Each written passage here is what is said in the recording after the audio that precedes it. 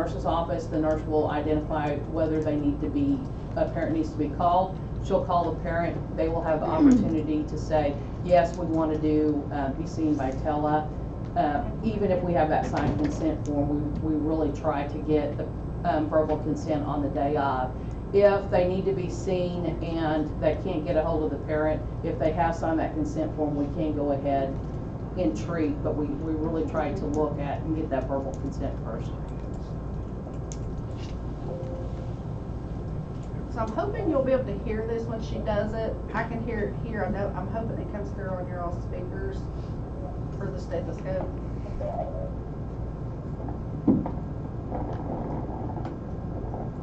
Can you guys hear that?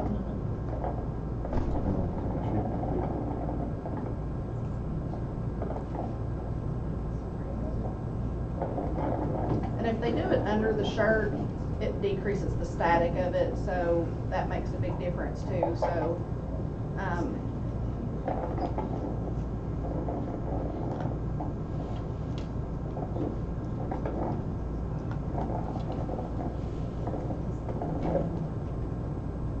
and let's try the dental cam one more time, and if it don't work, then I'll explain it to them. So does anybody have any questions while they're trying to switch back over to the dental cam? If you've got somebody that can't speak English, you got somebody there, I guess a translator, or the nurses review with a translator, how does that work? We can bring in a translator if needed. Okay. We have a translator with Ballad that I could call on a 1-800 number, and they do any type of language you need. You just tell them what language that person speaks, and they translate back and forth for us. And some schools have translators, depends, but we have one if you need one. And we also have Spanish packets, and then if you need a different language, we could always get you a different packet in that if you request it. So when will this go, when will this start? So they have in the schools right now, the equipment is installed. Donna, who's there with Erin, has been out training the nurses. I think she's close to getting them all trained. We can see patients now. The issue comes up with being able to do strep and flu test. So without the CLIA in hand, we cannot do any testing, right? Just make sure that I'm saying that right.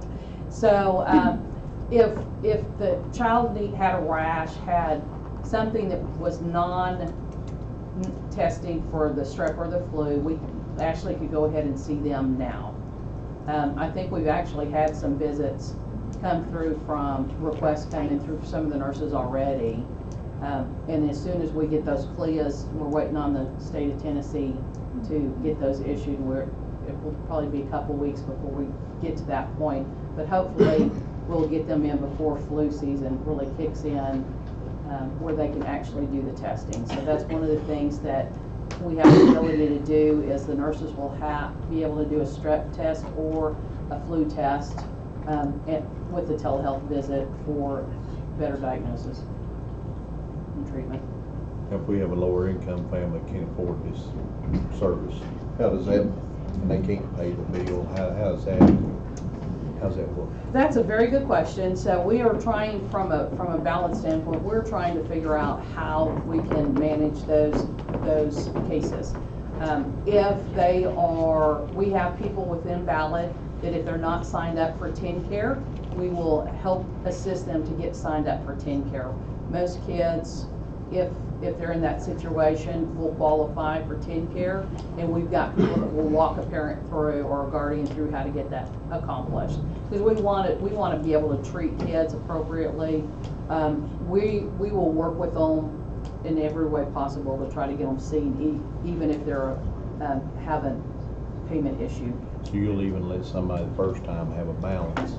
Yes, and we will. The way it will work is we will bill for any services that we provide, and if they can't pay it all at once, then Ballad does work out payment plans to help them, to assist them in that sense.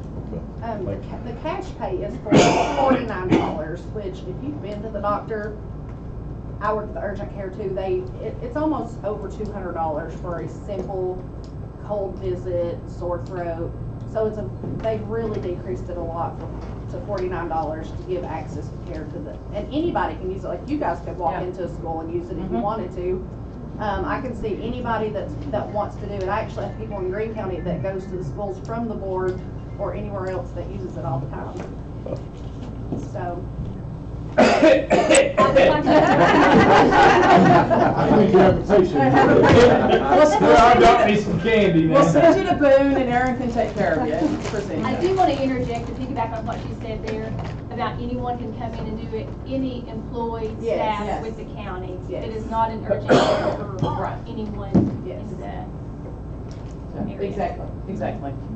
And I assume you'll call them in antibiotic or I whatever. call it it be. anything they need. And after every visit, I have to call the parent or guardian and let them know what the diagnosis is, what medicine they need. I discuss all their allergies. I go over everything with the mom because kids just aren't good historians. And then I ask what pharmacy they want things at, and then I give them the basic list of all the care needs that they need to do at home. So yes, they know. And then we send a summary of care to the school. They send it home with the child, and we also mail a summary of care to the parents. Well, Does that mean you're gonna call my wife? We don't on adults unless you ask us to.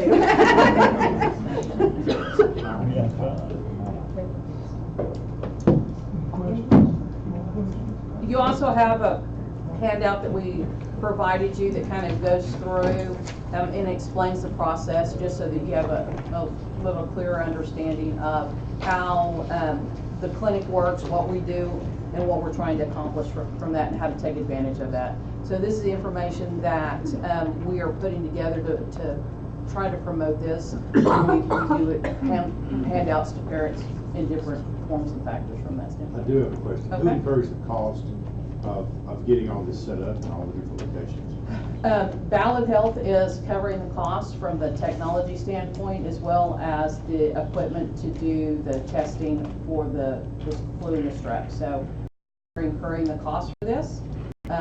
We are doing this as a value add to the communities. It is not a money-making proposition in any form or fashion, but that's not what we're doing it for. We're doing it to benefit the schools, to benefit the kids and the communities, and try to keep kids in school where we know that they need to be. We understand that if they leave school to go see a doctor, the chances of them returning to school that day are pretty slim. And so this is an effort to try to keep them where they need to be so that they can get the education that they need. And so we've taken on the expense to do that. The billing that we do bill for and get paid for helps offset Ashley's salary.